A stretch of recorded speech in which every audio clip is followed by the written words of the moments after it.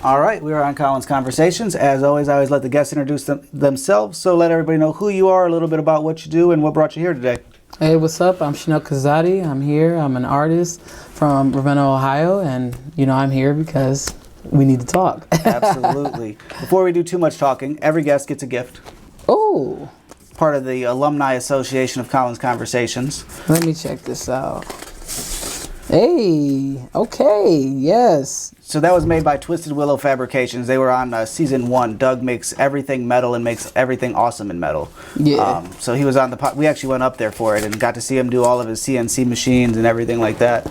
And everybody could always use a bottle opener. So what better thing to put your name on it? Right. So you are a musician by trade. Would you call it rap? Would you call it a little bit of everything? How would you kind of put? Not every artist likes to put a label on it, but how would you kind of describe what it is you're making? I'm alternative. I don't have a box sound or none of that. So, just different vibes, whatever I feel, stages in my life, just let it loose. When did music start for you? Music started for me, seriously, in 2018. Okay. What was the driving force that you're like, you know what, I really want to do this?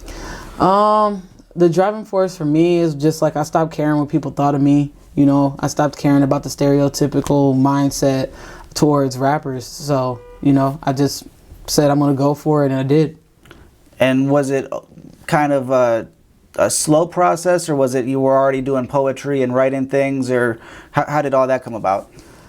For me, I would just remix, play around with my friends, freestyle, whatever. And then they were like, yo, get in the booth. And I was like, I don't know. And then, right. They were like, no, you keep freestyling like you want to do it. So just do it. And then, I got in the booth and, I made Piano Heartbreak. And that I was like, yeah, I love being in the studio. I could vent the correct way, in a way that, where if it was repeated, it's in my way, and it will always be repeated in the way I said it. So, yeah, I just, I don't know. I'm just happy I did it. Right. For real. I'm happy I'm in music. It's been a struggle, but I definitely love the outcome of it all. Do you play any instruments? No, I wish. I'm the same I remember way. third grade we played the xylophone and stuff. You know what I'm saying? The recorder and yeah, but no, I don't know how to play any instrument, sadly. I'm gonna learn though. I heard guitar's the easiest. Is it? Because I look at lately, I'm obsessed with people that could play guitar. Yeah. I watch them live, or I've been in studio with a couple artists and things like that, and you're like, how did you what went from your brain to your fingers that is just like that? And you're like, if people that could play guitar properly, it's almost like they have words that come out of that guitar. Yeah. Or any instrument. Saxophone is another one where you just see a guy just what would normally just be nonsense of hand motion, but you're like, somehow with that in the breath and knowing what to do, you just made they got a masterpiece. Good lung control. Great lung control, for real. If you can play the accordion, you got great. Lizzo, for instance, she plays the flute. Yeah. So, yeah. Gotcha. If you could play an instrument, it would be guitar, or would you go with something more abstract? Guitar and drums. Are you electric guitar? Electric guitar? Mm-hmm. Gotcha. Makes for better stage play and everything too. Honestly, Willow kills it on stage. I love Willow. I like anybody that could play an instrument, honestly. Younger, I used to be like, oh, they suck, or they're no good. But then who am I to say? Because I can't play at all. So at least they got something out there. Right, they're trying. I'm over here like, dang, I wish. You said that your friends were telling you to get into the booth when you were at a studio. Have you just always surrounded yourself with creative people, or how did you find yourself in the right kind of circumstances to start recording? It's kind of crazy because Ravenna used to have a music scene for real, and I used to be around those guys and stuff and give them little hints on what people would like or maybe something. They would look at me like, you're not even in music, what are you talking about? And I'd be like, I'm like, man, they don't listen, Right. And I'm like, now that I'm in the music, I'm going to take that same advice for myself, and it's worked. And I was like, why didn't I do this years ago? Right. Why didn't I do this years ago? And I don't regret it because I probably wouldn't have been as serious, but, I'm just happy that I took that advice for myself and my friends gave me the right advice and we moved forward. And speaking of serious, I screwed up everybody and kind of told her this one beforehand. But recently, Curly Chuck was mentioning how he's heard of you, he's met you a couple times, and is really impressed by your work ethic. Which I'm always impressed by how many musicians have no work ethic. Kind of, has it always been just a grind for you, even before music? Have you just always been trying to, reach that next level, or was it music that brought that out of you to really try new things and try to keep expanding on your talents? First off, shout out to Curly Chuck. I didn't even know he was saying that. I didn't even know he was acknowledging what I was doing. That's crazy because he's so big in Cleveland and respected, and the fact that he said that about me. I really do appreciate it from artist to artist. Respect, mad respect for Curly. So shout out to him for that. And what was the question? The work ethic that he touched on, has that always been kind of in you, or is it music that brought the work ethic out? It was, I would say, let me cancel this. People always want to call at the wrong time. But, sorry. It took me five podcasts before I realized that airplane mode was my best friend. Because I would be, it would stop a recording. You're like, why did a sales call just stop a great podcast? But what I want to get at is, did music bring out your work ethic to kind of keep trying to reach the next level of success? Or did you have that before you were doing music and then just put them together? I told y'all in 2 cents, this grind came from my mom. Mm-hmm. And that's real. My mom is a hard worker. Right now, she's in Africa building a hospital. This grind came from my mother. My mother was, she's a single mother. Was a single mother. And, with me and my brothers. And she did it all. And her hard work, working 2 jobs and, Christmas and all that. So, yeah, this all came from my mother. This is traits. Nice. I think 2 cents on the new project. I think that was the one that just really got my attention too. So we'll get into that deeper in a little bit. What else should we cover? I want to talk about Ravenna because we have done one podcast in Ravenna. I mentioned that we did Positive Vibes. But what else is in Ravenna? Because being from Cleveland, you're like, Ravenna seems like there's nothing, and then you go to that downtown area and you're like, oh, there's a lot of cool stuff here. A lot of people doubt Ravenna. A lot of things go on in Ravenna. A lot of things. I actually won my only race I'd ever won was in Ravenna. It was a 5-miler, I think. And me and my buddy, and I didn't win the whole race, but I won my age group. And I was like, man, I did horrible. There's no reason we should just wait around for the award ceremony. And we're getting ready to walk to our car, and they're like, oh, age group. I must have been the 25 to 30 at that time. And they're like, Colin Ross. The fuck? Did I just win? Let me go get me a medal. And so ever since then, I'm like, you were shocked. Ravenna is awesome to me. They gave me a medal. I went to Positive Vibes, got some really good tea. But if somebody were to go to Ravenna, food, entertainment, what are a couple things that they should check out? Megan's restaurant, great breakfast. Love it there. Your face just said I'm going back there this weekend so I can get some more. That's what I'm thinking about. They make great breakfast. That's, I would say, the best restaurant in Ravenna, for real. Good to know. Yeah. Add that to the list. Got to check it out. Yeah. Do they have Eggs Benedict? Yeah, they got everything. Everything? They got everything. If traditional Eggs Benedict is on the menu, my wife is like, we're there. Yeah. Traditional food. Awesome. Good food. Homemade, fast, not bad service, good people, yeah. And you said that they at least used to have a big music scene. Is there still a music scene, or where would somebody get some evening entertainment? No, the problem with Canton Ravenna is they're not really big on hip hop. They are very much against it. They'll support anything else, country, metal, but they don't support hip hop. That's a problem because a lot of kids probably are talented out there, but they probably don't get the chance because it's not represented. All they care about is sports. Right. It's very sportsy and annoying. So because they make it seem like if you aren't number one at sports, then you're a nobody. They do that, and I don't like that. Because that's how I felt, and I know there's more out there that wish there was more resources because not everybody has a car. Not everybody's privileged to spend the money to be in the studio. So we got some studios out in Kent. Okay. We do. But, Yeah, Kent is kind of lumped in with Ravenna, kind of, isn't it? Yeah. Because you have so many people coming to Kent, kind of. Ravenna is the place where they told Kent kids not to go. Gotcha. You know what I'm saying? So Ravenna has some stuff going on, and did have some stuff going on. But, it calmed down ever since everybody went to jail. But... yeah, but Ravenna was the main ones to be like not send their kids to Ravenna. This is a bad place, you know. So it's not like that anymore. But when I was in high school, a lot of people didn't want to come out, you know, to my house because where it was at, and it was like, bro, like I'm used to this. You ain't gonna be hurt. Like you cool. Like right. It's cool. So a lot has changed though. Gotcha. Yeah. You mentioned that kind of sports are up on a pedestal there. You also pursued a career as a boxer. Mm-hmm. How did that get started, and what ended that? Or are you still trying to do some boxing? I love fighting. I love getting in the ring. I love sparring. I sparred against boys mainly, and never sparred against girls. Like I would go one-on-one in the ring, like for a real fight against a girl, but their punches would be nothing to me compared to what I was up against, you know, during practice. So. I love boxing. It started in Twinsburg. I started 2012. I started boxing. Won my first fight. You know, loved it. There wasn't a lot of women in the heavyweight division, so therefore I had to pick. Mm-hmm. Do I want to keep training for no reason, or do I want to take my time and see what else I'm good at? And it was music. So.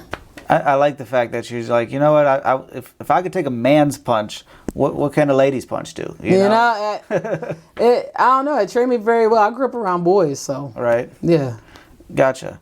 Then after that, that's kind of when music started. Your first project was Alter Ego. Mm-hmm.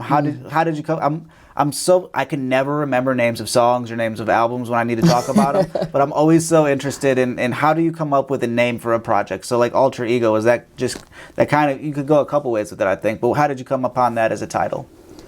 Like I said earlier, bro, I was transitioning. Mm-hmm. So my alter ego was coming out. You know what I'm saying? Right. The alter ego, which was, the music passion, that alter ego, it was coming out. It was becoming well known to the city, and people from high school were seeing it, and all that stuff. People were like, oh, you're doing music? Yeah. Mm-hmm. I'm confidently telling you, yes, I am. And I plan on doing something with this. Like, I don't care what you think anymore. So, that was the alter ego. And if you look, I got no comparison, holy matrimony, I'm speaking things to existence, levels. Every day I'm stepping up on every level. Right. And, and the song Alter Ego, like, just keep rising and learning. And, that was my first project. It wasn't the best, but people still stream it. Right.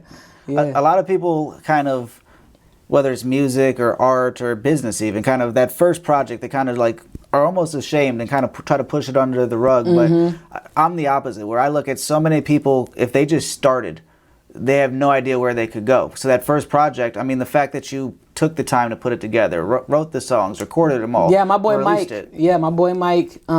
He executive produced that as well.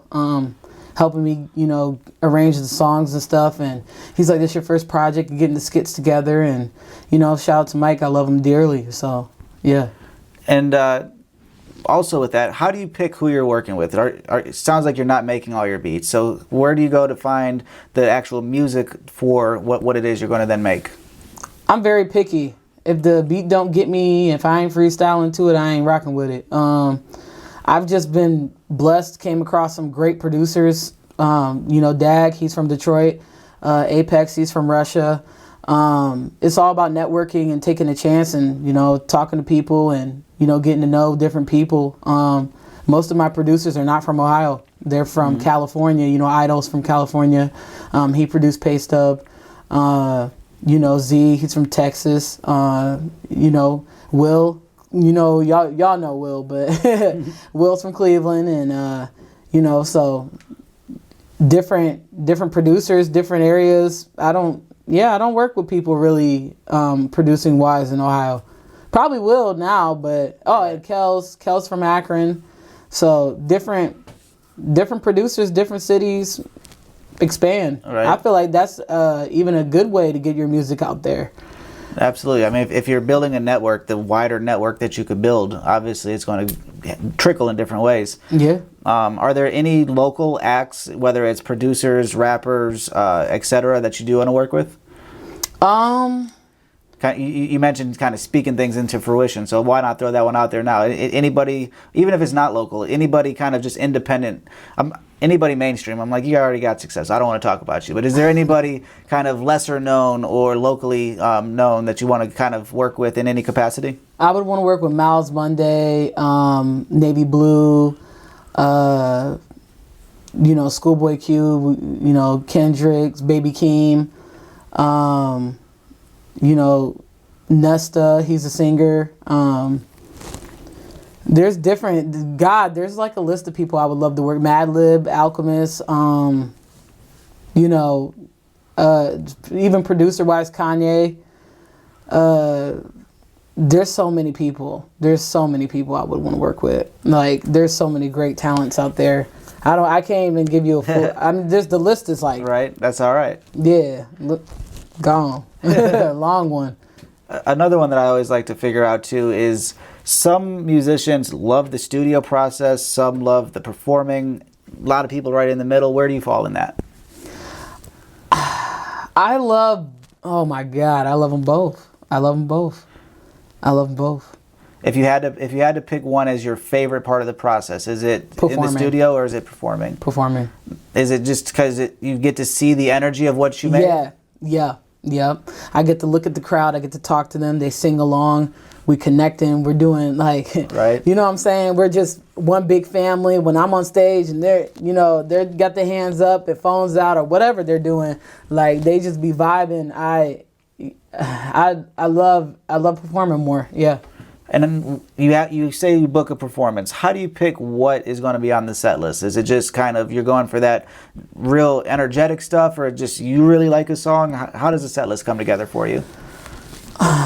Lately, I've been trying to do calmer music. I don't know. I love the turn stuff though. Mm-hmm. I love turn, sing along. I want you to sing along. I want to make a hook for you where you were like, right. And you really get intrigued and want to join in. So, turn. The hype music. I love it. I do love it. But lately I've been listening to calmer stuff like, Tribe Called Quest, and I've been listening more so bars. Right. Than, I do still listen to the beat, but like the Tyler album. Gotcha. Yeah. And not only are you doing music, but you're also, Harvest Hula Gang? That's the Instagram, but what is it, Hula Gang Clothing? Is that right? Yeah. I'm a brand owner of Harvest Hula Gang. And it's a clothing brand, it's based off my project, Harvest Hooligan. Right. And I just, I always wanted to do something in fashion-wise, so started my own brand, and it's been going very well. I got a lot of support from it. People love the design. Shout out to Pray for Lauren. He helped me with the design, made it come to life, and yeah. Well, I'm going to have to get him on the show. That's like the third or fourth time he's been mentioned on the show. Yeah, he got amazing clothes, so... I'm praying to get on the clothing level of him because he's just a homie. Now, how did that come together? Kind of, you had an idea and he made it come to life, or was it kind of how did that happen for you? I had a made logo, mm-hmm. and he just made it come to life. I was like, can you make this a way where it would attract people and not look like a 3-year-old did it? You know what I'm saying? And he did it, and the CK, a friend had told me, you should make it more known of who owns this. Right. Your name's a brand, your whole name's a brand, so go ahead. And I put the CK on the right arm, and then the leaf is because I grew up on Harvest Drive, and my birthday is November 7th, harvesting season. So yeah. All that means something to me. So who would have thought that somebody that focuses on bars is into symbolism as well. Who would have thought? I'm also glad you're like, I had an idea, but I don't want a 3-year-old to make it look like a 3-year-old made it, because I do the same thing. Scuff Mixon and his girlfriend Emily Myers, they great illustrators, great creators, and I'll do the same thing. We've got a database that I'll be like, I need something like this, something like this, something like this, and they're both kind of going into their brain, and 9.5 times out of 10 is whatever they send them. Like, you nailed it. If people see the vision, they'll work with you. Right. That's how I see it. I'm also a firm believer, and I feel like you're going to agree with this one. If you want somebody like Pray for Loren or Scuff or anybody that's designing something, give them a detailed description, and let them go. Don't try to micromanage. Don't try to tell people how to do their creative, because I draw like a 3-year-old too. I don't want it to come out like a 3-year-old. I let creatives, when it's graphic designing, I give them the idea. I let them know what I expect, and they 9 times out of 10 execute it. Right. Your latest project, one of the big things that I noticed is you tapped into that World War II Rosie the Riveter look. Yeah. What made you go with that for the album cover? Because it's war. It's on. You know what I'm saying? They tried to count me out. Right. And, and I'm back in the game, man. Like, you guys can't count me out. And, I spent almost 2 years on this project. You know what I'm saying? Right. I thank God every day that y'all like it, because I spent a lot of time. I got my team together. I got the most pickiest, too. My little brother Cameron, the Black Soccer, you probably saw on the credits, and Michael, and and the engineer. I was picky on that. I was like, who knows my voice?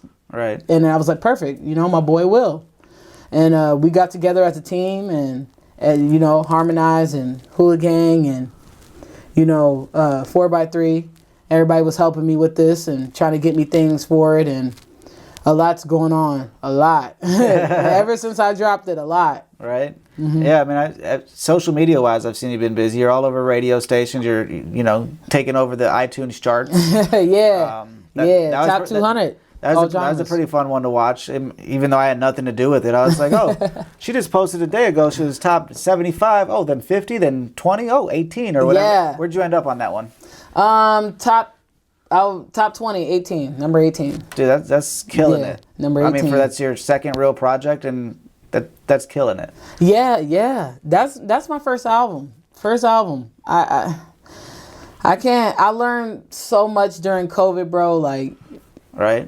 I learned so much, and I've talked to a lot of industry cats, and they told me, like, if the music don't make money, what you doing? You're not making it for long. Then. You're not gonna make it for long. He was, Ricky P told me, he was like, you need to make music that's gonna make you some money, and he was like, you guys got what it takes. You guys got the bars, but just think about that.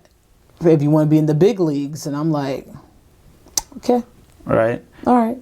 Absolutely. And my aunt, she, watches American Idol and stuff, and she would tell me, you need to go run outside and rap your vocals and do this and that. And that's why I said I don't take advice if it ain't sincere. And when it's sincere and then when it's annoying. Right.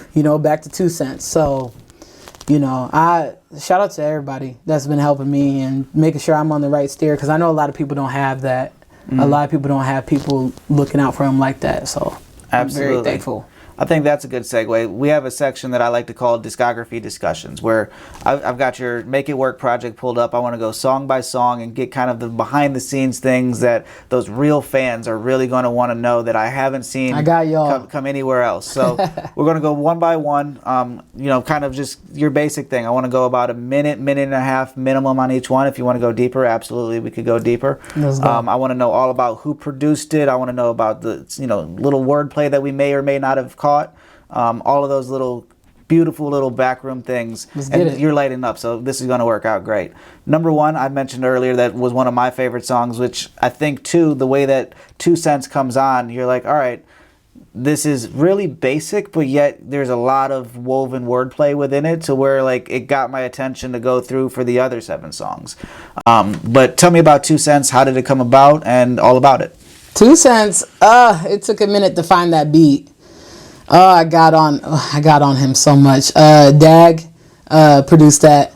I told him, I'm like, bro, you gotta send me a jazz beat, like something that just with a crazy switch up. I need it. I was like, for the first song, I need it. You know what I'm saying? I was asking everybody, no one was hitting the mark, and then he finally sent me that beat, and oh my God, I fell in love with it. I was sitting there. I was sitting here. Mike was sitting here. My brother was on the couch.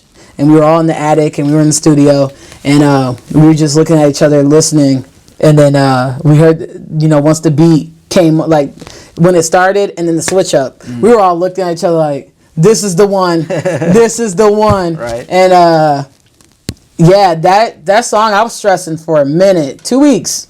It took me 2 weeks to write that song. I was like, this has to be the one. My bars can't be trash. Like, I gotta get it. And it worked out for the best. And it's the top streaming song. Is it? Nice. Yeah, it is. Where in the process was that? Did you already have, a lot of the other ones, or was that kind of what got the snowballs rolling? I already had Family Matters, 2020, New Year's Resolution was the first song I finished, actually. No, Family Matters, then New Year's Resolution. But... So about midway through the process? Midway. And then, let's see, what else do we want to know about that one? It's the best performing for obvious reasons. Are there any lines in there that you think people might not have caught that you think should get a little bit more recognition? I don't know. I feel like people dissected it pretty well. Nice. From the feedback. I don't know if they, I don't know. I don't know. People tell me a lot about it that they love, and the different, things I was saying in there,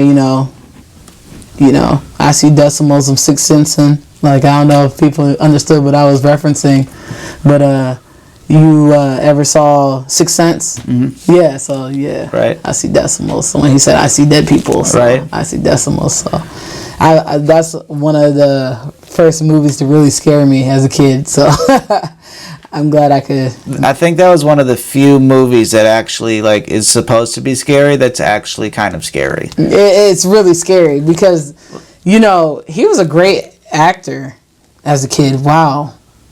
And Bruce Willis was in there, and that was a good movie. Yeah, I think every Bruce Willis movie is pretty. If he's in it, I'll watch it. He's good. Yeah. That takes us to 2020, number 2. Mm-hmm. What can you tell us about 2020? 2020, I was just reflecting on the whole year. There was a lot going on, with the rioting and everybody, Mm-hmm. I was just hungry. I was like, you know what? I'm tired of this. Like, that was the mood I was in. I'm tired of seeing this on the news. I'm tired of seeing this on my timeline, on Instagram, Twitter, everybody clout chasing for, something that's really going on with us. Like, I don't think, and there's some black people that don't know what it's like to get pulled over and harassed. I've had 3 cop cars on me for forgetting to put on my headlight. That's a bit excessive. You know what I'm saying? I had cops pulled up on me, hands on guns, ready. And I didn't even know what I did. Some people, not everybody understands, but they cap like they do. Right. But it's really a scary thing when you have to keep looking over your shoulder because that one person might not have a good day. Right. And you might be the target. Absolutely. So. Sidestep here. Why don't you have your project on Genius? Oh, I need to. You need to. I need to. I actually was talking about, you called me out. I actually was talking to my boy about that. I'm going to put the lyrics up. Or even if you don't do Genius, you're one of the smartest artists around because you actually have a website. To just have that on your website would be another really big help in a lot of different ways. Not only from the fan standpoint, but from an SEO standpoint. No, that's good advice. I am going to get on that. I'm going to get on that. You heard it here. She'll be on it by the time this gets to honestly, I'll be on it, so I'm not kidding. Well, especially in an interview format, I've listened to the songs all 10, 15 times over, but to have to be able to just go through and tell me this line, tell me that line. You know what I mean? Those things are huge. The lyrical video is available on YouTube for 2020. So if you guys want to sing along, it's definitely on YouTube. Nice. Yeah. Especially rappers and alternative, all music really, but I don't know how many times I'm sure you've done it with your favorite music too. You're in your head they say this, but the actual lyric is slightly twisted, and you're like, I've been saying this wrong for a year and a half. Yeah, Atomic Dog. I was saying that wrong. That's awesome. And then I heard it the other day, and I'm like, they were saying Atomic Dog. I thought they were saying something else.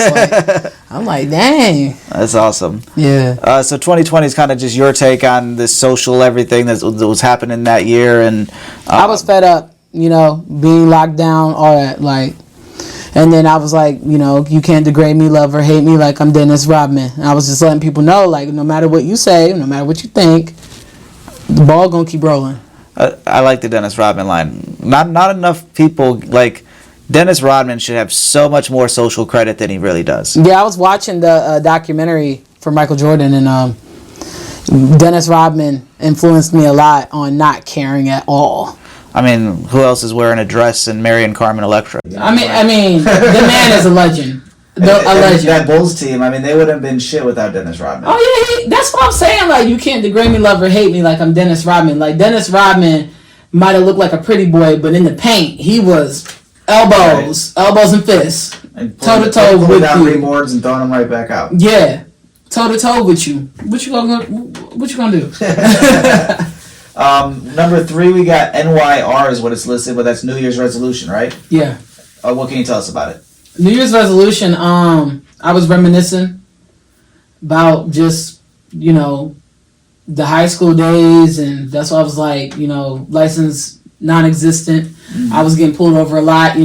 Mom's got me a car, but I didn't have a license until I was like 22, so I was in a lot of trouble, traffic wise, and right.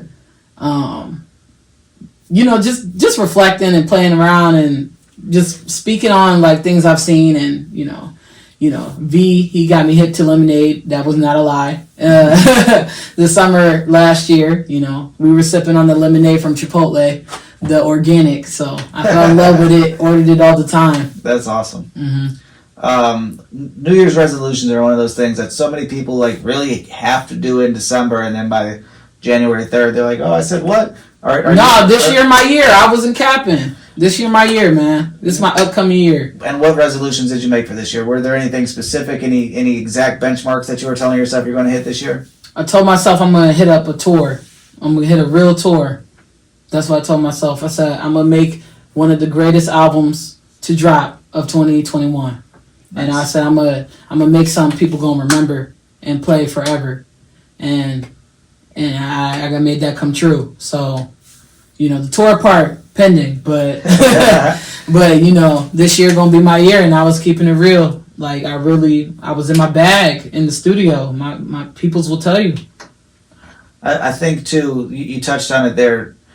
Albums are not non-existent by any means, but like so many people are stressing singles or EPs, these smaller things, and I think reason being is most people aren't confident enough. You got 8, which is a short album, but straight to the point. That's 8. There's no fillers. There's no fluff, and there's really no need. The first time that I listened to this, what is it? 40 minutes, 35 minutes. What do we got?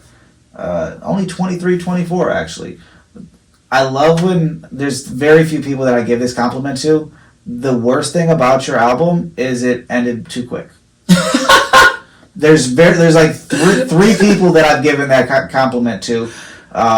Curly Chuck, Nuke Franklin, and Scuff Mixon are the only other people that I've been like, why did you stop that song at 2 minutes and 16 seconds or whatever? You're like, why don't you keep that vibe going for a lot longer? But I think I listen to Nuke. He's really raw. Nuke is if Nuke would release half of what he's got made. I know. There's so many other artists like that. He but will. He's taking his time. I think he's just trying to figure something out. So I don't know what it is, but I could tell he's figuring something out. When it was him, Kip, and Blockhead all living together, the amount of music I could only imagine that they made in that basement. Kip's, I bumped Kip's recent EP. He just hit 1 million streams. Yeah, congrats to him. 1 million. That's ridiculous. I mean, anybody most people are like, oh, I got 1,000, 10,000, 100,000. He got 1 million in not much time. And it speaks to quality. You know what I mean? He's got an original sound. He puts out music when he wants to, but I just love when people sing on beats or just creep on them in a certain way. It just hits me. Mm-hmm. So, and that's what he does. He just hits it. I don't know. It's very soulful, and he talks about things I can relate to. So, yeah, I like Kip's music. Absolutely. I took us a little bit sideways there, but let's go right back into the discography discussions. Like I said, we never have, you screw yourself as an interview if you have a distinct... Tell me, what is your favorite color? What is your favorite song? Nobody wants to do that. Once you say something, you're like, we got to veer off and hit that a little bit. Right. We're going to veer right back. And number 4 on the track list is Make It Work, what I was actually listening to as you came down to the studio. What can you tell us about Make It Work? Make It Work was the hardest song to make. It was, because I already had rapped on that beat to I made a shitty song. But I already rapped on that beat, so they were like, no, this beat's fine. They're like, the beat's fire, but the song is trash. Like, don't use that. And then I rewrote it, and it took, oh my God, it took the whole process of the album to figure out how I was going to come off on it. I think I bumped Equimini so many times. Like, how do you rap on such a soulful, like, Southern type beat like this and slow? And it was something challenging for me. And Make It Work is a lot of people's favorites. So I was like, thank you, Lord. As long as it took, I'm glad y'all like it. And what you said that you'd already made a song over that beat. What made Make It Work better than the original? Or why was the other one not good? My wordplay was horrible. It was horrible. There was no meaning to the song.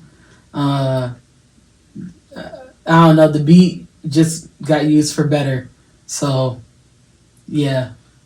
Do you do that often? Do you kind of rework or repurpose, or is it kind of you sit down, you hear a beat, and you just kind of zone into it? I rework if it's needed. You know, my little brother is very strict on music, and he'll tell me like, you already did that before. No, I don't like that.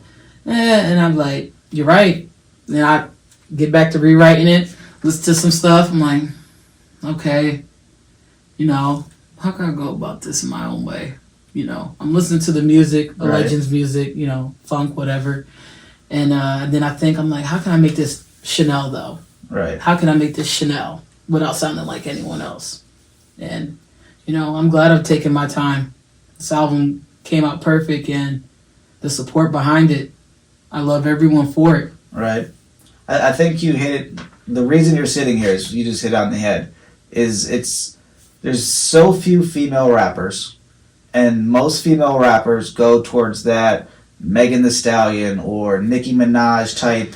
They do. Just bullshit is what it is. You know what I mean? But like, you're not knowing how many people don't like that. But right. You know, they're thinking that they're going to get the next viral thing by throwing their tits and ass out, and you got to actually have some substance if you want it to go for. Who you mentioned, you know, the greats. You mentioned Outkast right there, but who in your musical repertoire was those real inspirations? Because you are who you are, and your sound is definitely unique. But was it that kind of molded the rhythms in your heads and things like that? Can you kind of pinpoint any of the original inspirations? Freddie Gibbs, Kanye, Drake, old Drake.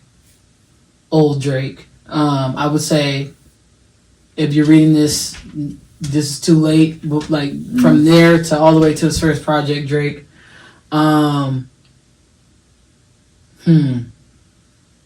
Outkast. Did I say Kendrick? No, you mentioned him earlier, but not in this question. Oh, well, Kendrick, yeah.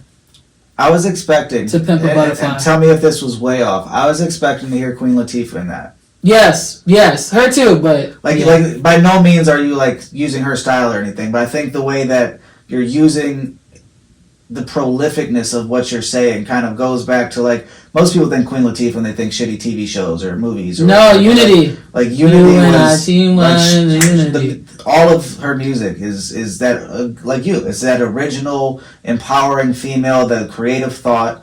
So I'm glad that I threw that into your inspiration list. You would think Queen Latifah, you know, just off the Cleo movie, you would think like she's aggressive and whatever, but she was very, very for women empowerment and women's rights and how men should approach women, and you know she stood for something, you know, ladies first. Right. So yeah, Queen Latifah definitely inspired me on like stand for something. If you're gonna rap, like you in a male dominated industry, like rap for something. Right. Let these men know what you about. Like, you know, it's not about the body parts, and she wasn't flashy like that. Right. Absolutely. So she was gangster with it. Sure. Her and the Brat and who else? Conscious Daughters, and everybody was gangster with it. I know Conscious Daughters. What? You just gave me some homework. I like it. Check it out. There's so much music that's been made in the world. Like, it's insane. I personally hate the radio. I hope you eventually get on the radio and get into that rotation by all means. But why we have a top 40 that all you hear is those 40 songs all day instead of there's 40 different artists that I could name that are just within a 50-mile radius of you. Sirius is different. Sirius FM, Right. they're different. But the radio, like locally and just in your state, yeah, it's getting old. Yeah. A lot of people don't listen to the radio. They just get Apple Music, For sure. you know, or Either Apple or Spotify. Spotify, and, you know, Go with those they radios. you like, or they got your little, you know, you like these songs, so you're going to like these. And a lot of people think it's intrusive technology, but they're like, they hit me pretty close. Right, right. Yeah. People don't listen to radio no more. I don't. So that there is a perfect segue. How we said how you have to have, you know, something to talk about. Your next song that is on the list is Credibility. So what can you tell us about Credibility after we've already gone through why you have credibility and what you do? with you and they think you about to make it. Miyagi from trenches, but no handouts. Master patience. Yeah. Oh, I should have played that. Curly Chuck and I were landscaping yesterday and today, but we kept making jokes about I had him digging a trench. He's like, I could totally change this into, you know, digging the trenches of music, and I was like, all right. And then he started talking about hydrangeas too. I was like, all right, if I hear hydrangea in a song, I know that one came from my inspiration. I need to be in the credits, Chuck. But so I think you hit that nail on the head too, where people always kind of wait until you've made it to give you that boost, that pat on the back. But the people that were either critical or giving you that boost beforehand are definitely the ones that you want to talk to. Mm-hmm. But what else went into Credibility? Was that an easy one to make? You mentioned some of these were hard. Credibility was a hard one. I kept playing that beat over and over and over and over and over again because there's not no beat like that. And Right. I decided later in the beat I was going to do a switch up. So I told Will, I'm like, let's slow it down. You know, fuck the game up like an image, go harder than guards with their privilege. I had to move different. Like, that's what I'm saying. I had to move different. Like, I was just thinking, like, you really do need credibility in this game. Right. Your resume matters, you know? Your name is 100%. You're as good as you're going to be. If you ain't got the credibility or the work ethic, you know, and that's why it was after make it work. You know, if you ain't got the work ethic, you know what I'm saying? How you going to build this resume? How you going to say, you know, I want this much for a feature, or I want to get paid this much for a show without that credibility? Right, absolutely. Yeah. I mean, I'm trying to be the embodiment of that. It's Colin's Conversations. My marketing is Colin Can Help, and it's amazing how many people are like, wow, you really can help. Well, if I'm going to call myself Colin Can Help, I need to live up to that name. I can't just tell you it's going to be $5,000 to work with me. I have to give you enough game to then you're like, wait a minute, this dude really knows what he's talking about. And now it's $5,000. Yeah. Then once you realize what it's worth, and you're like, oh, now there's a reason he's putting a number on it. It's not just like, yeah, I know how to use a computer. Look, I got fancy stuff. But if I don't know how to work the camera, don't know how to work the lights, don't know how to even get through an interview. So how am I worth $5,000? Yeah. Which, if anybody wants to give me $5,000 for anything, let's work. Okay. What else can you tell us about Credibility? Anything else? Credibility is just, you know, on the hustle. You know what I'm saying? This whole album on the hustle, like it's all about hustle, all about that grind. You know, different stages in life, different lessons, and credibility is one of them. You know, and people, you know, only fuck with you when you think about to make it. That happens in your city. Mm-hmm. You know, where everybody, you know, that used to turn their backs on you. Oh shit, what's up, big homie? Like you be like, bruh, like we don't kick it like that for you to call big homie, you know, or you know, what up, G? Like, who is you? You know, I don't remember you. Definitely makes sense. Yeah. We go next to, as soon as you said how you put those together, I'm like, how does the title "Message in a Bottle" fix into that? Mm-hmm. So tell us about "Message in a Bottle." Message in a Bottle. I had gotten in trouble, went to jail, and while I was just sitting there, everything I told you in the song was real. Right. That's exactly how I felt, you know. And I told all my peoples, you know, who, you know, couldn't control their anger that I knew about. I sat them down, and I'm like, you know, there's something worse out there, and you're gonna be away from family and a lot of stuff. So be careful, you know. Be careful who you're around, who's touching your spirit, mm-hmm. All that. Who you venting to. Be careful, because you can end up in a place like this, and you don't want that. Right. Be careful. If you see the red flags with somebody, walk away. That's a sign. you could be in a place like that. So I learned a lot. I learned a lot, you know. And in an industry that kind of glorifies the in and out of prison lifestyle, which again isn't something that kids should be listening to and glorifying. Was that kind of hard to go against that industry message and be like, you don't want to end up in any type of cell? Yeah, the only one I could blame is myself in this. I'm much aware. Like, that was self-reflecting. Took some time to reflect, think about my past years. Okay, I'm being a hooligan.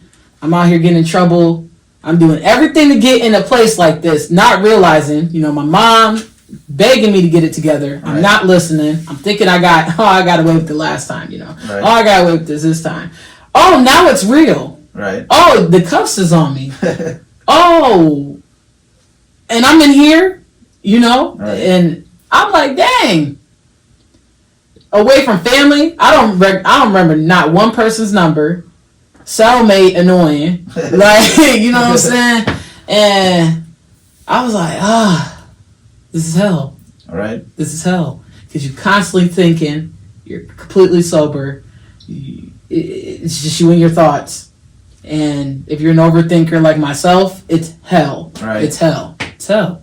And I'd tell anybody I love, any stranger out there, anybody, please get it together. Family's begging you. There is worse out there. You think it's worse now, but it's worse. Right. There's people with 15 years, 30 years, like, right, away from their families. How long were you in for? I was only in for, thank God, a week, but Longest week of your life. Yeah. Anybody would tell you, if you ever been in there, anybody would tell you a week will feel like 3 years. Right. Because you don't know what's going on. Bologna specials on repeat, like, for real. That's all they gave you. Right. And you're just like, I just like the fact you called it a bologna special. Yeah, like, hey, you know, they treating it like it's a special, but it's not. It's horrible. It's rat poisoning. It's horrible. Right. Horrible. Your father was in prison too for a while, right? Yeah. I caught that from the lyrics. Yeah. Did you have any? You said self-reflecting. Did you have any bit of? What am I trying to say? What's the word? Kind of empathy, or kind of any different views on him being away once you were in a cell yourself? I could only imagine how he felt. Mm-hmm. You know, he got years. I got a week. So me sitting there, my mom always begged me not to end up like him, and I was scared when I was in there. I was like, "Am I going to end up like him?" Mm-hmm. You know what I'm saying? And I'm like, I don't want that. Right. I don't want that. And I was like, when I get out of here, I promised, I was like, things about to change. How long from when that ordeal happened until you started really making music? This happened last year. Okay. So during COVID, and it was horrible. So you're on lockdown. Right. I was in East Cleveland, so that was horrible. Right. Horrible. I don't think too many people from Ravenna make it to East Cleveland. No, they don't. So it's definitely opposite ends of the world there. Yeah. It was a lesson I learned, and I grew from it. I don't want that to repeat ever again. I don't ever want to go back. Ever. The next one we got we just did Message in a Bottle. You got a real cool video for Superheroes. Superheroes is our next track. What can you tell us both about the song and the inspiration for the video? When I was 15, I came out to my parents, and you know, you would think people would love you regardless, and their reaction killed me, because it's like, I thought you knew me, you know, and they were questioning me, and they were, you know, they just weren't what I thought they were. Mm-hmm. And that was a lesson for them as well. I think my trust was broken. Mm. And I had to get it out on that Superheroes. I had to get it out, because I held that within me for a minute. And a lot of people don't know I went through that. So I felt like a burden for some years. And my mom, that's why I was closer with my mom until, like, yeah. So now, you know, my parents, my mom is 100% supportive. I don't really talk to my dad, but my mom is 100% supportive, and you know, she apologized, and she saw that her thoughts were clouded by her knowing me, and you know, my mom is a real one, so it was hard for her because I'm her only daughter, so it was hard, but my mom has my back regardless. Gotcha. Through anything. What made you said at 15 you came out, what was the determining factor of like, I'm going to bring this up and see how it goes? There was a bunch of odds against me for the determining factor of to even come out. I wasn't going to do that till I was 18. but I don't know. I'm happy I did. It was a lot off my shoulders. They knew who I was after that, so. All right. Yeah. A lot of kids go through that and they can't. They hide it till they move out, or, you know, I feel bad for males versus women. What's up? Because males have this, you know, this stigma. You have to be the tough guy, the man of the house, wife, children.